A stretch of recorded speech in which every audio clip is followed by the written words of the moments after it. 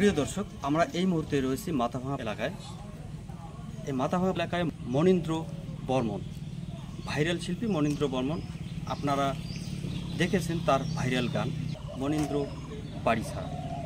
আজকে বাড়িতে নেই মনীন্দ্র বর্মন, আমরা তাদের বাড়িতে এসেছি।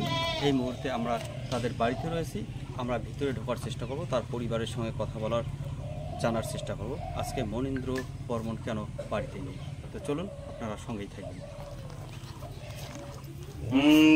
কাকু, আপনার ছেলে মনীন্দ্র বর্মন, তিনি রাজ্যে রাজবংশী ভাষায় গান গেয়ে খুবই জনপ্রিয় হয়েছে। কি বলবেন এই বিষয়ে, আপনার ছেলের বিষয়ে? আমার ছেলের বিষয়ে আমি কি বলবো? 10 তারিখে আমি শুনলাম তার কাছে যে ভাইরাল হয়েছে। সে ভাইরাল হয়ে গেছে এই গানটাতেই, যে গানটা আর কি, গানটা নিয়ে হয়েছেই, এই গানটাই সে ভাইরাল হয়ে গেছে। তারপরে তো 12 তারিখ থেকে পুলিশ আমার বাড়িতে হামলা করলো। হামলা করার পরে বললাম যে কেন আপনারা হামলা করলেন? আপনারা কী চান? যে মনীন্দ্র বর্মনকে চাই। মনীন্দ্র বর্মন এই গানটা গেয়েছে, এই গানটা ডিলিট করতে হবে, মাথাভাঙা তাকে যেতে হবে, গিয়ে গানটা ডিলিট করলে কোনো আর অসুবিধা হবে না। তা আমি বললাম যে ঠিক আছে, তাহলে কোনো রকম কাগজপত্র আছে আপনাদের কাছে? মনীন্দ্র বর্মনকে নিয়ে যাবেন, তো কাগজপত্র আছে কোনো? তখন বললো যে না, কাগজপত্র তো নাই, উপরে থেকে অর্ডার করছে, তাই আমরা আসছি। তারপরে পুলিশ কি বলে? পুলিশ তো এই কথাই বলে যে আমরা নিয়ে যাবো মনীন্দ্রকে। আচ্ছা, আপনারা কি চাচ্ছেন এখন? আমরা চাচ্ছি যে আমার ছেলে তো সেরকম একটা খুব খারাপ কাজ করে নাই, হয়তো গান করছে, গানের ভাষায় গান করছে, তাতে যদি কোনো একটু ভুল ত্রুটিও হয়ে থাকে। আপনার স্বামী যে একটি গান গেয়ে জনপ্রিয়, খুবই ভাইরাল হয়েছে তার গান, তো কি বলবেন এই বিষয়ে? মানে এই বিষয়ে বলবো যে আমার স্বামী গান গেয়েছে, ভালোই করেছে, কিন্তু মানে এমনভাবে যে গান করে যে মানুষকে আঘাত লাগবে, সেইভাবে তো গান করে নেই আমার স্বামী। এই বিষয়ে বলবো মানে পুলিশ প্রশাসন পুলিশ আমাদের বাড়িতে আসতেইছে 12 তারিখ, 13 তারিখ, 14 তারিখ, 15 তারিখ থেকে আসতেইছে। সকালবেলা আসে, দুপুরবেলা আসে, সন্ধ্যা 7টার দিকে আসে।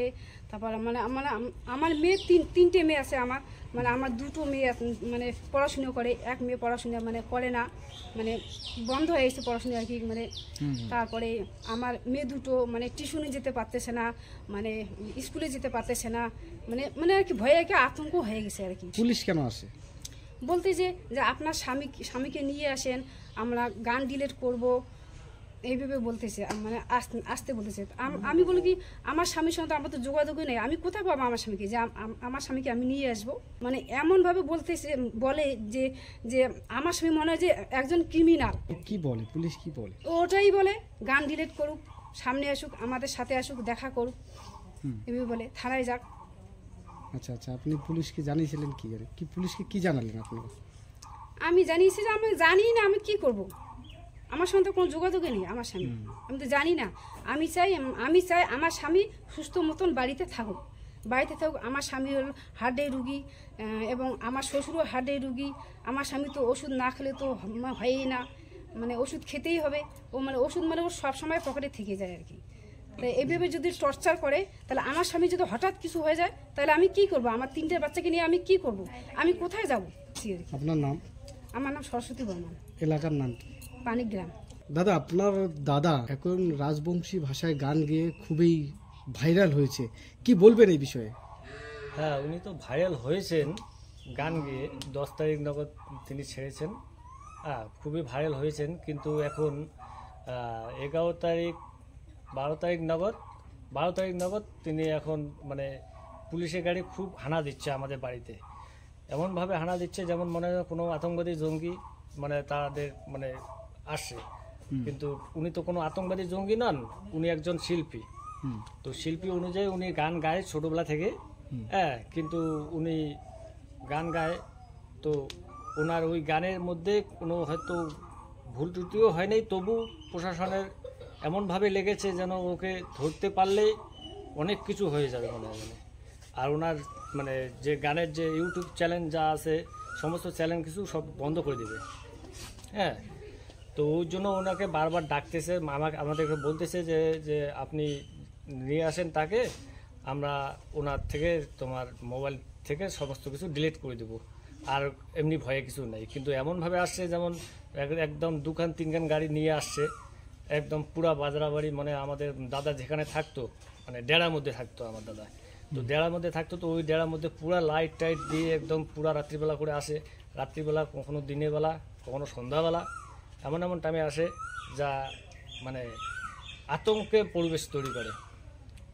হ্যাঁ, তো এই আতঙ্কের পরিবেশের মধ্যে আমরা আসি, যখন তখন পুলিশ আসে, কমসে কম 15 তারিখ অবধি আসলো, আর এখনও পুলিশ মানে সেভিক দিয়ে টকল দিয়ে যাচ্ছে।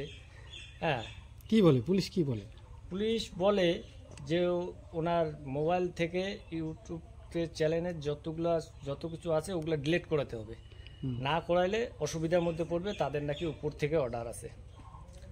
আচ্ছা, হ্যাঁ, তো এইটুকুই, এই নিয়ে আমরা চিন্তিত আছি। তার তিনি আবার হার্টের পেশেন্ট, হুম আবার পাশে ওকে 5,000 টাকার ওষুধ লাগে। হুম হ্যাঁ, হার্ট সার্জারি করে আসছে।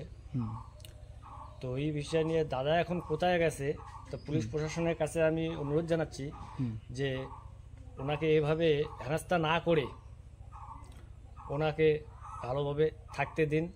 হ্যাঁ, এবং বাড়ি আসতে দিন। কিন্তু উনি কোনো চোর করেনি, কোনো ডাকাতিও করেনি, উনি অত বড় ক্রিমিনালও নয়, আর গানের মধ্যে কোনো রিপোর্ট খারাপও নাই। হুম খুবই অশান্তির মধ্যে আছি। আচ্ছা, আপনার নাম?